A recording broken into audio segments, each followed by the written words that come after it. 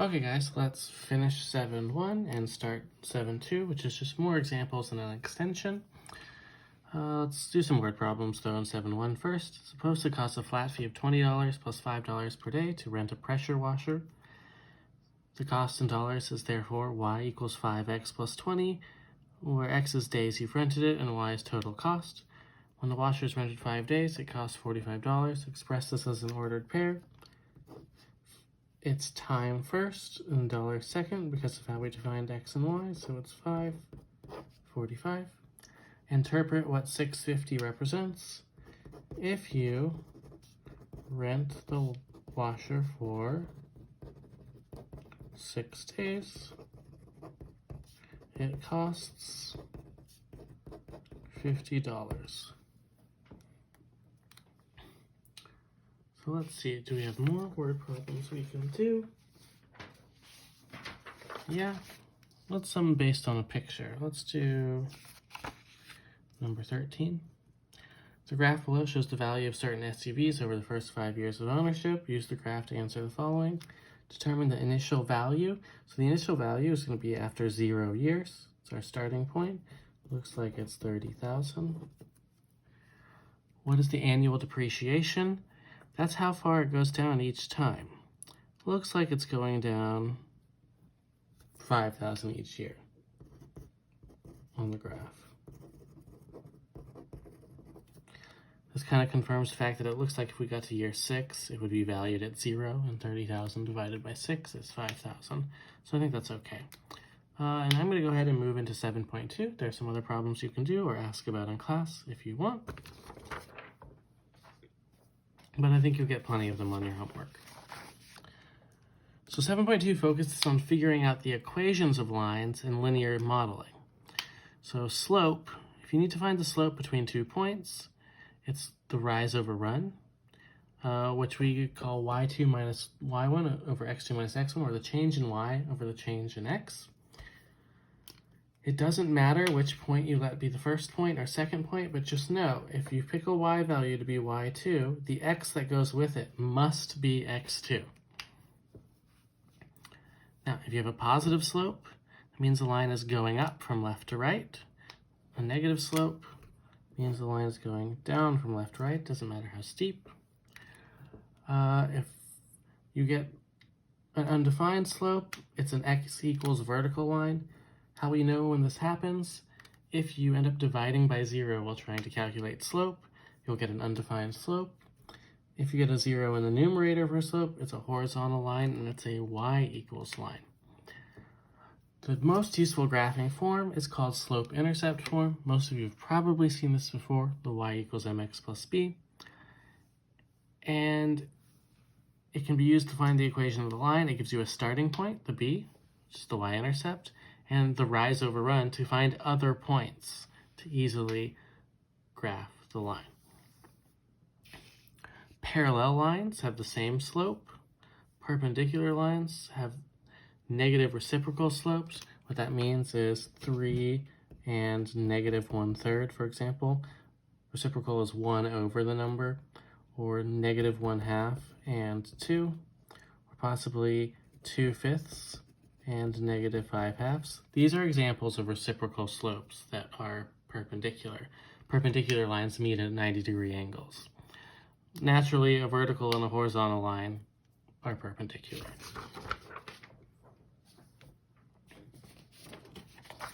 So some examples from 7.2 are use the coordinates of the indicated points to find the slope of each line. So it looks like we have some poor graphics, but I think we can manage. On this first one, it looks like this is negative 3, 2. And then it looks like it goes through 1, 0 down here. So if I want to find the slope, I have to do y2 minus y1 over x2 minus x1. I'm just going to let the second point be the 2's for now. So 0 minus 2 over 1 minus negative 3. That's negative 2 over 1 plus 3, which is 4, which reduces to negative 1/2. Now, it's a negative number, which means it should be falling from left to right, which it does do. It goes down from left to right. So that seems reasonable. I'm not going to worry about number 2. You can look at it and find the points. Determine whether the slope is positive, negative, or 0, or whether the y-intercept is positive, negative, or 0. So looking at this line, is the slope positive or negative, or 0? You're asking yourself, is the line going up or down from left to right, or neither? It's going down from left to right, which means it has a negative slope. What about the y-intercept? Is it positive, negative, or 0? The y-intercept is where we cross the y-axis. Is it above or below 0 or at 0? It's clearly crossing below 0, which means we have a negative y-intercept. And what about number 4? Is it rising or falling or neither? It's doing neither, so it has a slope of 0.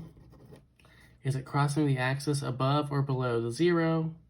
Above, so it has a positive y-intercept.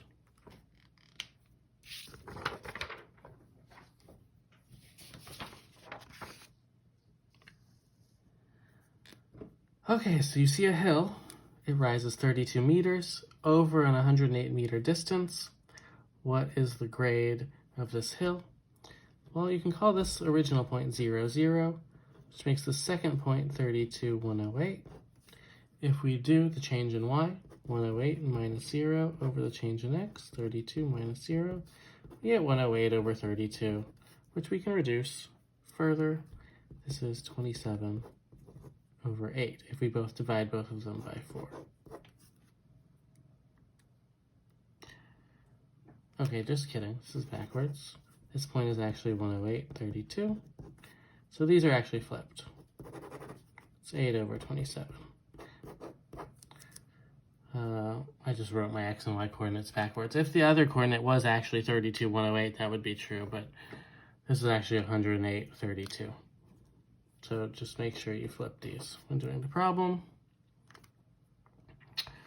I was following the coordinate and not my brain.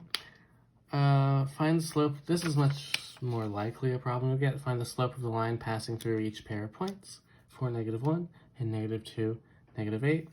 So again, slope is y2 minus y1 over x2 minus x1. In this case, that's negative 8 minus negative 1 over negative 2 minus 4. I don't know why my brain doesn't seem to be working today. Put a parentheses randomly. That's negative 8 plus 1, which is negative 7. This is negative 2 minus 4, which is negative 6.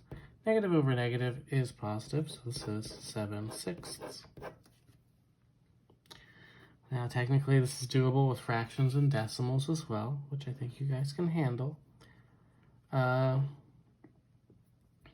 Same strategy, y2 minus y1 over x2 minus x1. Negative 5/6 minus 1/2 over 1/3 minus negative 4/3.